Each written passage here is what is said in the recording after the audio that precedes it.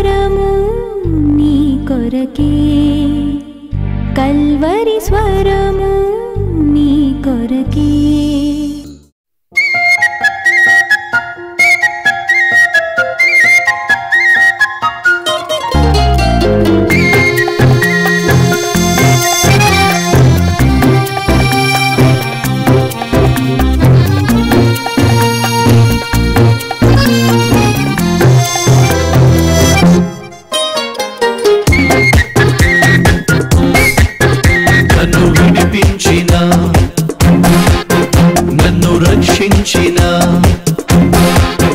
నన్ను క్షమించిన, నన్ను కరుణించిన నా యేసుకే స్తోత్రము, నా క్రీస్తుకే వందనము. నా యేసుకే స్తోత్రము, నా క్రీస్తుకే వందనము. నన్ను విడిపించిన, నన్ను రక్షించిన, నన్ను క్షమించిన, నన్ను కరుణించిన నా యేసుకే స్తోత్రము, నా క్రీస్తుకే వందనము. నా యేసుకే స్తోత్రము, నా క్రీస్తుకే వందనము.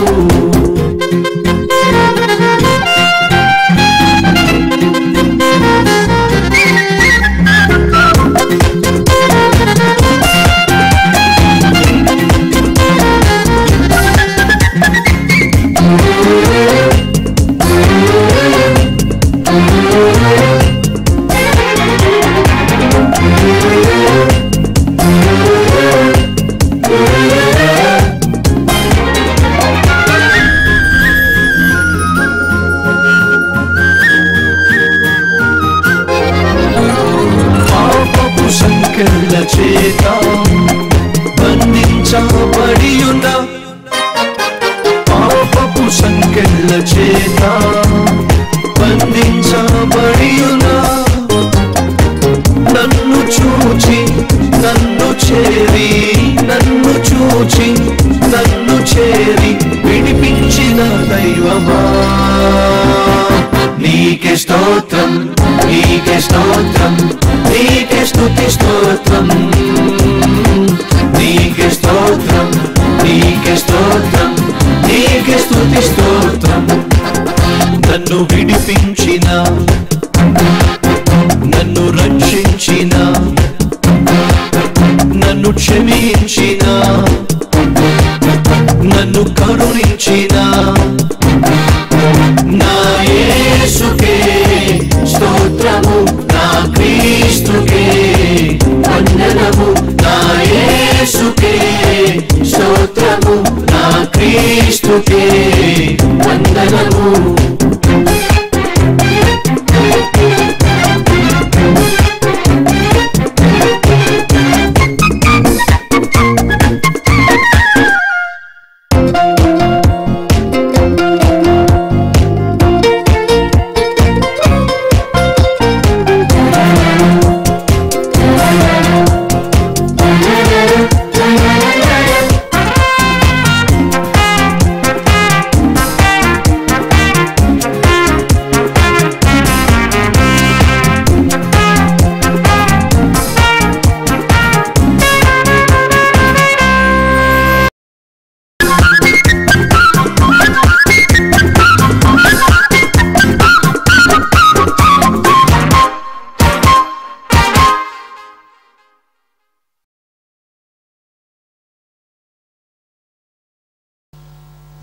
పన్నెండవ కీర్తన. దావీదు రాసినటువంటి కీర్తన. ఈ కీర్తనలో మనం నేర్చుకోగలిగినటువంటి 4 ప్రాముఖ్యమైన అంశాలు. మొదటిగా దావీదు యొక్క ప్రార్థన. దావీదు ప్రార్థన చేస్తున్నాడు. దేని కొరకు ప్రార్థన చేస్తున్నాడంటే, అబద్ధములాడు, మోసకరమైన మనస్సు కలిగి, ఇచ్చకములాడు పెదవుల నుండి, వారి పన్నాగముల నుండి ప్రభువా నన్ను కాపాడు అని ప్రార్థన చేస్తున్నాడు. ఎస్, మనలో ఎంతమంది అబద్ధములాడే వారి యొక్క అబద్ధములను బట్టి మనలో ఎంతమంది నష్టపోలేదు?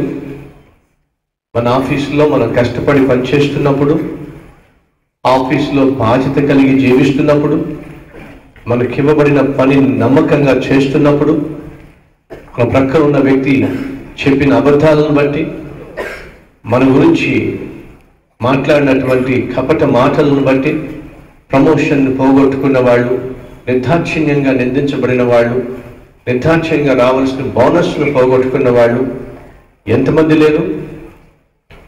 కష్టపడి సంపాదించి దాచిపెట్టిన డబ్బులు నీ బంధువు అడిగాడని చెప్పి, నీ ఫ్రెండ్ అడిగాడని చెప్పి, వారు కష్టంలో ఉన్నారని చెప్పి, వారు నష్టంలో ఉన్నారని చెప్పి కనీసం ఏమీ రాయించుకోకుండా, నోటరీ చేయించుకోకుండా, నోటు రాయించుకోకుండా ఆ ₹1,00,000, ఆ ₹2,00,000 లేదు చిట్టి వేస్తే కనీసం కూతురు వివాహం కొరకు వస్తుందని, కొడుకు చదువు కొరకు ఉపయోగపడుతుందని, లేదా ఆ ఇల్లు కొనుక్కోవడానికో లేదా వాహనం కొనుక్కోవడానికో ఉపయోగపడుతుందని ఆ మనిషిని నమ్మి నేను డబ్బులు ఇచ్చిన తర్వాత, తీరా డబ్బులు పూర్తిగా ఇచ్చిన తర్వాత నువ్వు తిరిగి పొందుకునే సమయం వచ్చేసరికి నువ్వు కష్టపడి చెమట కార్చి దాచిపెట్టిన డబ్బు, సంవత్సరంగా, 2 సంవత్సరాలుగా, 5 సంవత్సరాలుగా దాచిపెట్టిన డబ్బు నమ్మిన మనుషులకు ఇచ్చిన తర్వాత నీకు అవసరం పడినప్పుడు, నీకు కష్టం వచ్చినప్పుడు ఆ డబ్బుల కొరకు వెళ్ళి అడిగితే, నువ్వు నాకు డబ్బులు ఎప్పుడు ఇచ్చావు, ఇచ్చినట్టుగా ఏమైనా ప్రూఫ్ ఉందా, ఉంటే చూపించు అని చెప్పి అబద్ధమాడేటటువంటి పెదవుల వల్ల, మోసపూరితమైనటువంటి ఆ మనస్సు వల్ల మనలో ఎంతమంది నష్టపోలేదు? దయచేసి గమనించండి, అబద్ధం అనేది సైతాన్ యొక్క సహజ లక్షణము. ఏదైనా తోటలో అబద్ధము ద్వారానే ఆ సైతాను అవ్వను మోసం చేశాడు, దేవుని యొక్క చిత్తాన్ని తలక్రిందులు చేశాడు. అబద్ధము సైతాన్ యొక్క లక్షణము, సైతాన్ యొక్క మనుషుల లక్షణము. ఇది ఆత్మీయులకు తగదు. వాడు మొదటి నుండి అబద్ధికుడు, అబద్ధములకు జనకుడు అని బైబిల్లో ఉంది. కాబట్టి క్రైస్తవుడుగా నువ్వు అబద్ధాలు ఆడడానికి వీల్లేదు. ఏ విషయములోనైనా సరే అబద్ధములకు క్రైస్తవుడు చోటు ఇవ్వకూడదు. అబద్ధాలు ఆడడానికి క్రైస్తవుడు సాహసము చేయకూడదు. ఎందుకయ్యా అంటే ఇక్కడ భక్తుడు ప్రార్థన చేస్తున్నాడు, నీతిమంతులు లేకుండా పోయారు. ఇంకేమంటున్నాడు? యెహోవా నన్ను రక్షింపుము, భక్తి గలవారు లేకపోయిరి, విశ్వాసులు నరులలో ఉండకుండా గతించిపోయిరి. ఎటు చూసినా అవిశ్వాసమే, ఎటు చూసినా అవినీతియే. ఇటువంటి అవినీతి మనుషుల మధ్య, అవిశ్వాసముతో నిండిపోయిన వారి మనుషుల మధ్య నేను నివసిస్తున్నప్పుడు నాకు కనిపిస్తుంది ఏమిటయ్యా అంటే, ఎవరు నోరు తెరిచినా అబద్ధాలే, మోసపూరితమైన మనస్సే, కపటముతో కూడిన నాలుకయే. ఇటువంటి మనుషుల మధ్య నేను నివసిస్తున్నాను. వారి అబద్ధాలను బట్టి, వారి మోసములను బట్టి నా జీవితం నాశనం కాకుండా నన్ను కాపాడు ప్రభువా అని భక్తుడు ప్రార్థిస్తున్నాడు. ఎస్, ఎంతమంది భర్తలు వారి భార్యలను హింసిస్తూ, గాయపరుస్తూ, వేధిస్తూ, ఎందుకు అలా చేస్తున్నావు అంటే అబద్ధాలు చెప్పే భర్తలు ఎంతమంది లేరు? భార్య మంచిదైనప్పటికీ, కష్టపడి పని చేసుకునేదైనప్పటికీ, బాధ్యత కలిగిన వ్యక్తి అయినప్పటికీ మూర్ఖంగా ప్రవర్తిస్తూ, మూర్ఖంగా గాయపరుస్తూ, ఎందుకు అలా చేస్తున్నావంటే నా భార్య అలా చేసింది, నా భార్య ఎలా చేసింది, వాడికి ఫోన్ చేసింది, వాడితో మాట్లాడుతుంది, వీడితో మాట్లాడుతుంది అని చెప్పి భార్య గురించి అబద్ధాలు చెప్పేటటువంటి భర్తలు ఎంతమంది లేరు? కోడళ్ళ గురించి అబద్ధాలు చెప్పేటటువంటి అత్తలు ఎంతమంది లేరు? భర్త మంచివాడైనప్పటికీ, కష్టపడి పనిచేసేవాడైనప్పటికీ, బాధ్యతాయుతంగా జీవిస్తున్నప్పటికీ అటువంటి మంచి భర్తను పట్టుకొని అబద్ధాలు చెప్తూ పుట్టింటికి ఫోన్లు చేసి ఆ భర్త గురించి లేనిపోని వాటిని చెప్పి కాపురాలు కూల్చుకునేటటువంటి అబద్ధకోరు మనుషులు ఎంతమంది లేరు?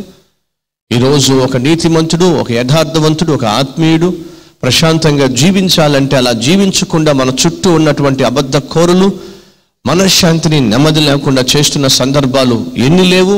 నోరు విప్పితే అబద్ధం, మాట్లాడితే అబద్ధం, ఉద్యోగంలో అబద్ధం, వ్యాపారంలో అబద్ధం, జీవితమే ఒక అబద్ధం. ఉన్నారా మన మధ్య అటువంటి అబద్ధాల మీద జీవితాన్ని కట్టుకోవాలని ఆశపడేవాళ్ళు? దయచేసి గమనించండి, బైబిల్లో కొంతమంది నీతిమంతులు కూడా అబద్ధాల మీద ఆధారపడి జీవించాలని ప్రయత్నం చేశారు, కానీ అది వారి వల్ల కాలేదు. ఒక ఆత్మీయుడు అబద్ధం మీద జీవించలేడు. ఒక ఆత్మీయురాలు అబద్ధం మీద తన జీవితాన్ని, కుటుంబాన్ని కట్టుకోలేదు. ద బెస్ట్ ఎగ్జాంపుల్, కరువు వచ్చిందని చెప్పి అబ్రహాము ఐగుప్తునకు వెళ్ళాడు. ఐగుప్తు వాతావరణం అర్థమైపోయింది, ఇది పాపిష్టి వాతావరణం, వీళ్ళు పాపిష్టి మనుషులు, నా భార్య చక్కనిది, ఒకవేళ నా భార్యను చూసి నేను భర్తనని చెప్పి వాడు గ్రహించి నన్ను చంపేస్తారేమో. కాబట్టి భార్యతో అంటున్నాడు అబ్రహాము, నీవు ఈ ప్రజలకు చెప్పాల్సింది ఏమిటంటే, నీవు నా భార్యవు కాదని చెప్పు, నీవు నా చెల్లివి అని చెప్పు. అబద్ధం, ఒక అబద్ధం చెప్పి బ్రతికేద్దాం, అబద్ధం చెప్పి కాపురం చేద్దాం, అబద్ధం చెప్పి బ్రతుకును ఏర్పరచుకుందాం అని చెప్పి అబ్రహాము దేవుని చేత పిలువబడినవాడే, దేవుని చేత ఏర్పరచబడినవాడే. కానీ ఎందుకో అబద్ధం మీద ఆధారపడి తన జీవితాన్ని కట్టుకోవాలి అని ఆశపడ్డాడు, అక్కడ బ్రతకాలి అని ఆశపడ్డాడు. అదే అబద్ధము ఆఖరికి చెప్పవలసి వచ్చింది. ఏమయ్యా, ఇప్పుడు ఈ గుడారంలో ఉన్న స్త్రీ మీ చెల్లేనా? ఏమవుతుంది నీకు? చెల్లి అవుతుంది. ఏమవుతాడు నీకు? మా అన్న అవుతాడు. అయితే పద, రాజుగారు నేను తీసుకురమ్మన్నాడు. అబద్ధం మీద ఆధారపడి కుటుంబాన్ని కట్టుకోవాలి, కుటుంబాన్ని పోషించుకోవాలి, జీవితాన్ని గడపాలి అని చెప్పి అక్కడున్న పరిస్థితిని బట్టి, అక్కడున్న కరువును బట్టి, అక్కడున్న వాతావరణాన్ని బట్టి అబ్రహాము అబద్ధాన్ని ఆధారం చేసుకున్నాడు, అబద్ధాన్ని ఆశ్రయించాడు. కానీ ఆ అబద్ధము అబ్రహాము యొక్క కుటుంబాన్ని విచ్ఛిన్నం చేసింది, లేదా నవ్వులు పాలు చేసింది. ఆఖరికి ఆ విషయం కాస్త ఆనాడు ఉన్న ఆ రాజుకు తెలిసిపోయింది. అబ్రహామును పిలిచి ఏమన్నాడు, నువ్వు చేసిందేమిటి? ఆమె నీ భార్య అయి ఉన్నప్పుడు ఆమెను నా చెల్లెని ఎందుకు చెప్పావు? ఆమెను నేను నా భార్యను చేసుకుని ఉండేవాడినేమో అంటే ఎందుకు పిలిపించాడు శారాను అక్కడికి? తన రాజ్య ప్యాలెస్కి ఎందుకు పిలిపించాడు? భార్యను చేసుకోవడానికి. అనగా అబ్రహాము చెప్పినటువంటి అబద్ధం వల్ల ఏం జరిగేది? శారా అబ్రహాముకు కాకుండా పోయేది. అది మరొక పరాయి రాజుకు భార్యగా ఆమె మారవలసి వచ్చేది. ఒక అబద్ధం ఆ రోజు దేవుని యొక్క చిత్తాన్ని తల్లక్రిందులు చేయబోయింది. దేవుడు ఆశించింది ఏమిటి? నీ ద్వారా జనములను నేను ఆశీర్వదిస్తా, వంశమును నేను ఆశీర్వదిస్తా, నిన్ను ఆశీర్వాద కారకుడిగా చేస్తాను, రా నా మీద ఆధారపడి జీవించు అని దేవుడిచ్చిన పిలుపుకు లోబడి అబ్రహాము అడుగుల్లో అడుగు వేసుకుంటూ ముందుకు సాగాడు. బాగుంది. కానీ కష్టం వచ్చినప్పుడు, శ్రమ వచ్చినప్పుడు, కరువు వచ్చినప్పుడు అబ్రహాము పూర్తిగా విశ్వాసం మీద ఆధారపడడానికి బదులుగా అబద్ధాన్ని ఆధారం చేసుకుని బ్రతకాలని, అబద్ధాన్ని ఆధారం చేసుకుని చలించాలని, అబద్ధాన్ని ఆధారం చేసుకుని ముందుకు సాగాలని ఆశపడ్డాడు. కానీ అబద్ధం మీద ఆధారపడి కట్టబడేటటువంటి జీవితం కానీ, కట్టుకునేటటువంటి కాపురం కానీ నిలబడదు అనే సత్యము అబ్రహాము జీవితంలో నిరూపించబడింది. క్రైస్తవ సహోదరుడా, సహోదరి, అబద్ధం మీద నీ కాపురాన్ని నువ్వు కట్టుకోలేవు, అబద్ధం మీద నువ్వు సుఖవంతమైన జీవితాన్ని జీవించలేవు, అబద్ధాలతో నీ కుటుంబాన్ని పోషించుకోలేవు, అబద్ధాలు చెప్పి సంపాదించి ఆ సంపాదనతో నీ ఇంటిని పోషించే ప్రయత్నం చేసి నువ్వు ఆనందించలేవు అనే సత్యము మర్చిపోవద్దు. అందుకే భక్తుడైన దావీదు అంటున్నాడు, ఎటు చూసినా విశ్వాసులు కనిపించటం లేదే, నీతిగా జీవించే వాళ్ళు కనిపించటం లేదే, సత్యము మాట్లాడే వాళ్ళు కనిపించటం లేదే. అనగా నా చుట్టూ కనిపిస్తున్న వాళ్ళు కపటమైన మాటలు మాట్లాడేవాళ్ళు, ఇచ్చకములాడేవాళ్ళు, బింకములాడేవాళ్ళు, అంతేకాదు మోసకరమైన మనస్సు కలిగి పైకి మాత్రం మంచిగా మాట్లాడే వాళ్ళే నాకు కనిపిస్తున్నారు. ఎవరిని నమ్మాలి, ఎవరిని నమ్మకూడదు? ఒకవేళ నమ్మకూడని వాడిని నమ్మి నేను నా జీవితంలో నష్టపోతానేమో. వాళ్ళు వారి యొక్క మాట తీరును బట్టి మనుషులను మోసం చేస్తున్నారు. అందరూ ఒకరితో ఒకరు అబద్ధములాడుదురు. ఉన్నారా మన మధ్య ఒకరితో ఒకరు అబద్ధములాడేవారు? భర్తలతో అబద్ధమాడే భార్యలు, భార్యలతో అబద్ధమాడే భర్తలు, పిల్లలతో అబద్ధమాడే పేరెంట్స్తో అబద్ధమాడే పిల్లలు, బాసుల దగ్గర అబద్ధమాడేటటువంటి ఎంప్లాయీస్, ఉద్యోగంలో అబద్ధమాడేవాళ్ళు, వ్యాపారంలో అబద్ధమాడేవాళ్ళు ఉన్నారా? ఉన్నట్టుగా బైబిల్లో ఉంది, ఒకరితో ఒకరు అబద్ధములాడుదురు. ఒకవేళ ఈరోజు అబద్ధముల ద్వారానే నువ్వు జీవించే ప్రయత్నం చేస్తున్నా, వ్యాపారం చేస్తున్నా, ఉద్యోగం చేస్తున్నా, అబద్ధముల ద్వారా సంపాదించేది ఏది కూడా నీకు క్షేమము కాదని ప్రభువు పేరట మనవి చేస్తున్నా. ఒకరోజు ఒక సహోదరుడు నదిరికి వచ్చాడు. అన్నా, నేను ఉద్యోగం చేస్తున్నా, ఆ ఉద్యోగం అంతా కూడా అబద్ధాల మీద ఆధారపడి ఉంది, నోరు తెరిస్తే అబద్ధం ఆడాలి. మరి ఇప్పుడు ఏం చేయబోతున్నావు? నేను కల్వరి టెంపుల్కి వస్తున్నా, వాక్యాన్ని వింటున్నా, ఓ తీర్మానం తీసుకున్నా. ఏం తీసుకున్నావు తీర్మానం? నేను అబద్ధాలైనా చెప్పటం మానేసేయాలి, లేదా ఉద్యోగమైనా మానేసేయాలి. సరే, ఇప్పుడు ఏం చేయబోతున్నావు? నేను అబద్ధం చెప్పకుండా ఉండాలి అంటే ఆ ఉద్యోగాన్ని మానేసేయాలి. సరే, ఇప్పుడు ఏం చేయబోతున్నావు? అన్న, నేను వచ్చింది ఎందుకంటే నేను నీతిగా జీవించాలని ఆశపడుతున్నా, యథార్థంగా జీవించాలని ఆశపడుతున్నా, అబద్ధాలు నా నోట్లోంచి రాకుండా పవిత్రంగా జీవించాలని ఆశపడుతున్నా. ఏ ఉద్యోగం అయితే నాకు అబద్ధాలకు కారణమవుతుందో ఆ ఉద్యోగాన్ని విడిచిపెట్టి వచ్చి ప్రభు సన్నిధిలో ప్రార్థన చేస్తున్నా. నీతిగా నిజాయితీగా జీవించడానికి అనుకూలమైనటువంటి ఉద్యోగం కోసం ప్రార్థన చేయమని మిమ్మల్ని అడుగుతున్నా. Wonderful testimony. ఏమంటున్నాడు? నా ఉద్యోగం వల్ల నేను అబద్ధాలు చెప్పాల్సి వస్తుంది. నేను ఆత్మీయంగా జీవించడానికి తీర్మానం తీసుకున్నా, ప్రభువు బిడ్డగా జీవించడానికి తీర్మానం తీసుకున్నా, కాబట్టి నేను ఇంకా అబద్ధాలు చెప్పడానికి సాహసం చేయలేను. ఆ ఉద్యోగాన్ని విడిచిపెట్టేస్తున్నాను. నా కోసం ప్రార్థన చేయండి. వండర్ఫుల్. అలా ఉద్యోగం విడిచిపెట్టడం వల్ల కొంతకాలం అతనికి కష్టం కావచ్చు, కొంతకాలం అతనికి ఇబ్బంది కావచ్చు, కొంతకాలం అతనికి అధికంగా కొంచెం బాధ కలగవచ్చు. భార్య అర్థం చేసుకోలేకపోవచ్చు. నువ్వు ఒక్కడివే పతితువా, నువ్వు ఒక్కడివే పరిశుద్ధుడివా, లోకంలో అందరూ అబద్ధాలు చెప్పి ఉద్యోగాలు చేయటం లేదా? ఎందుకు ఈ విధంగా నువ్వు ఈ పనికి మాలిన తీర్మానం తీసుకొని కుటుంబాన్ని ఇబ్బంది పెడుతున్నావు? మమ్మల్ని పోషించలేక నువ్వు ఇబ్బంది పడుతున్నావు, మమ్మల్ని ఇబ్బంది పెడుతున్నావు అని అర్థం చేసుకోలేని భార్య వల్ల కొంత కష్టం రావచ్చు, ఇబ్బంది రావచ్చు. కానీ తాను తీసుకున్న తీర్మానం ఏమిటంటే, I don't want to lie. నేను అబద్ధాలు చెప్పను. ఎందుకని? నా దేవుడు అబద్ధికుడు కాదు. అబద్ధికుడు సైతాను, అబద్ధానికి జనకుడు సైతాను.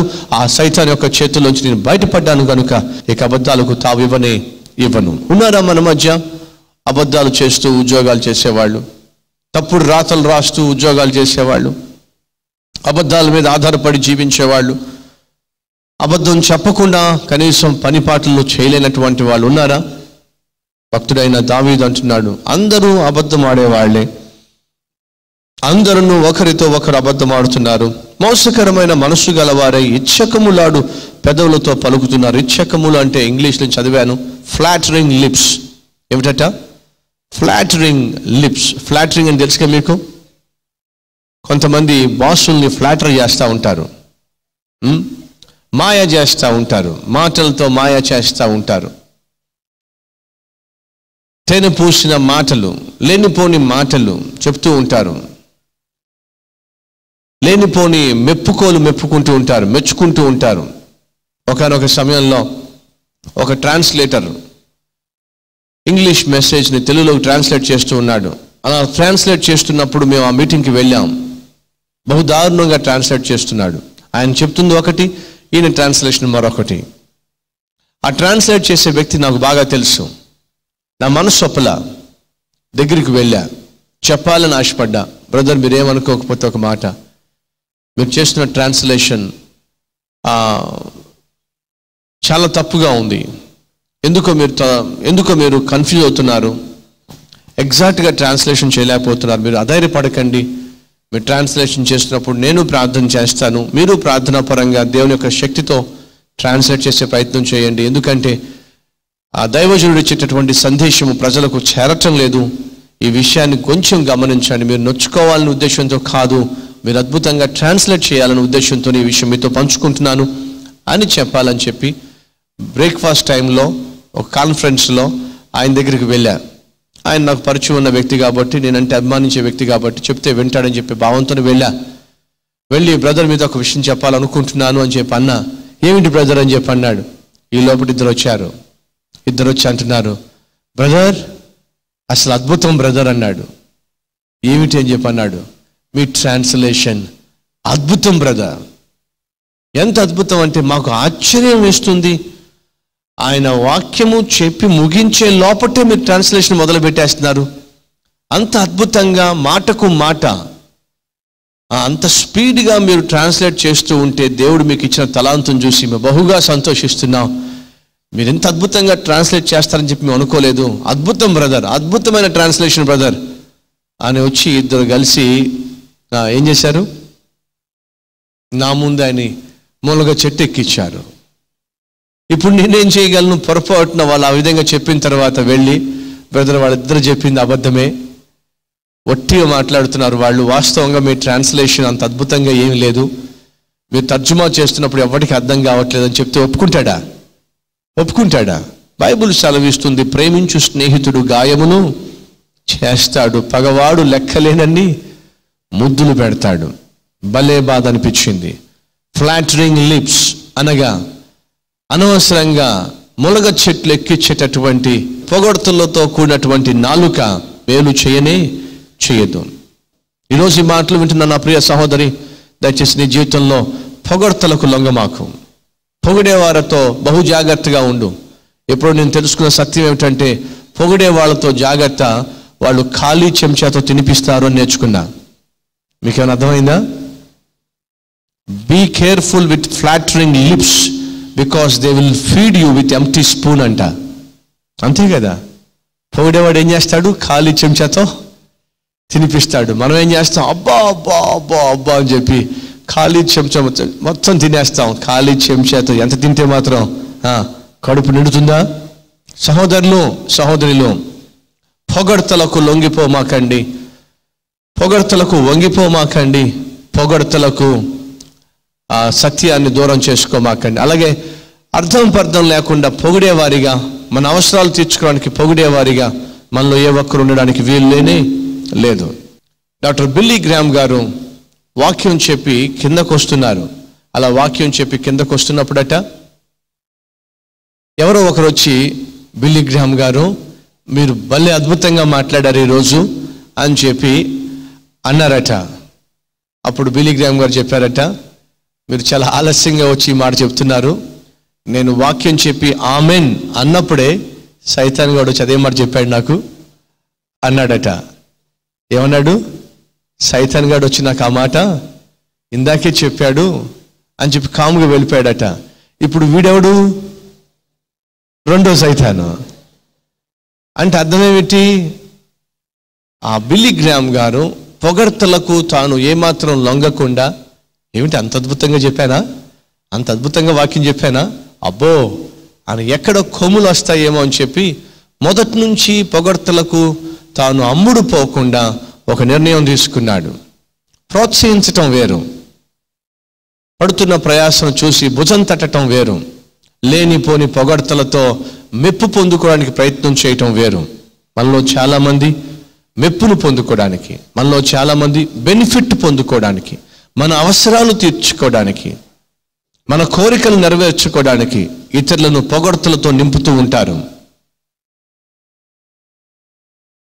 అప్పు ఒకవేళ మనకి కావాలి అంటే అప్పు ఇచ్చేవాడిని తెగ పొగుడుతాం మనం. అలా పొగిడిన తర్వాత నువ్వేమనుకోకపోతే ఒక 2000 రూపాయలు ఇస్తావా? ఇంకేం చేస్తాం? ఎంటీ స్పూన్తో తినిపించాం కదా. వాడు ఏం చేస్తాడు చివరికి? ఇప్పుడు ఇంతగా పొగిడిన తర్వాత కాదంటే ఏం బాగుంటుంది? నో. దయచేసి మన క్రైస్తవ సహోదరి సహోదరులు అవసరాలు తీర్చుకోవడానికి, మనకున్నటువంటి కోరికలు నెరవేర్చుకోవడానికి, ఆశించిన దాన్ని పొందుకోవడానికి మీ నోటిని పొగడ్తలతో నింపమాకండి. లేనిపోని ఫ్లాటరింగ్ లిప్స్తో మనుషుల్ని మోసం చేయడం కానీ, మాయ చేయడం కానీ మీరు చేసే ప్రయత్నం చేయమాకండి. 1 పేతురు 3వ అధ్యాయము 10వ వచనము, జీవమును ప్రేమించి మంచి దినములు చూడగోరువాడు చెడ్డ దానిని పలుకకుండా తన నాలుకను, కపటమైన మాటలు చెప్పకుండా తన పెదవులను కాచుకొనవలను. అతడు కీడు నుండి తొలగి మేలు చేయవలను, సమాధానమును వెదకి దానిని వెంటాడవలను. ప్రభువు కన్నులు నీతిమంతుల మీదను, ఆయన చెవులు వారి ప్రార్థనల వైపును ఉన్నవి గాని ప్రభువు ముఖము కీడు చేయు వారికి ఏంటట? విరోధముగా ఉన్నది. మీలో ఎవరైనా ఉన్నారా మంచి దినములు చూడగోరేవాళ్ళు? ఉన్నట్లయితే చెడ్డ మాటలు మీ నోట్లో నుంచి రావడానికి వీల్లేదు.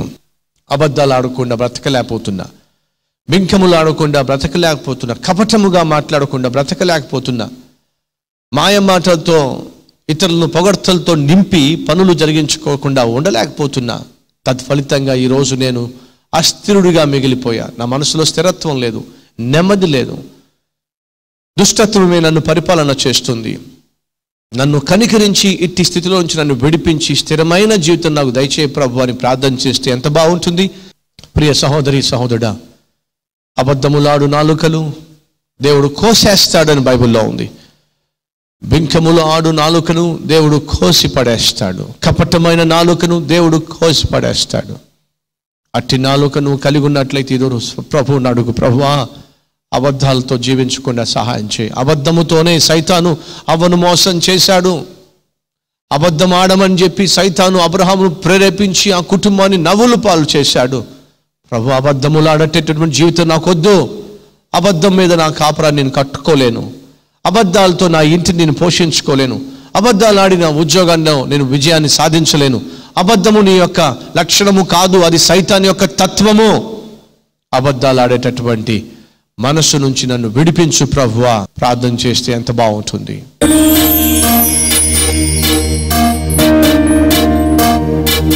పరిశుద్ధుడు అయిన తండ్రి, విశ్వాసులు కరువైపోతున్నారు, నీతిమంతులు కరువైపోతున్నారు.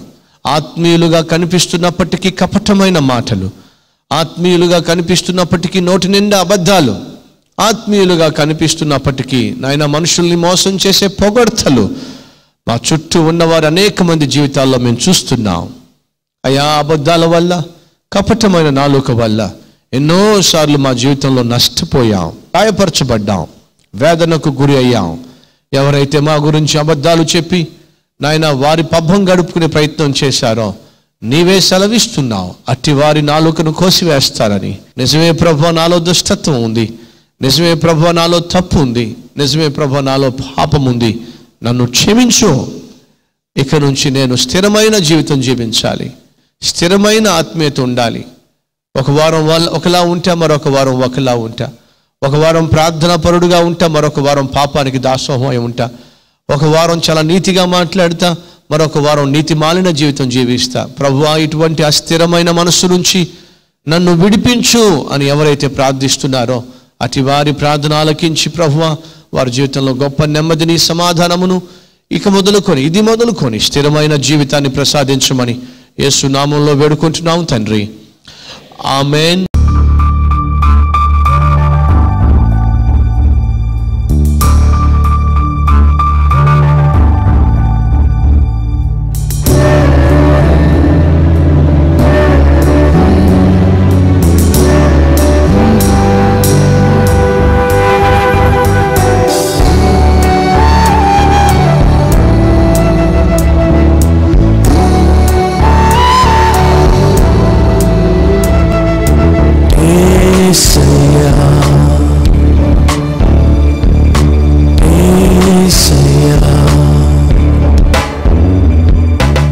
Address Calvary, post box number 30, Kukatpally, Hyderabad 72.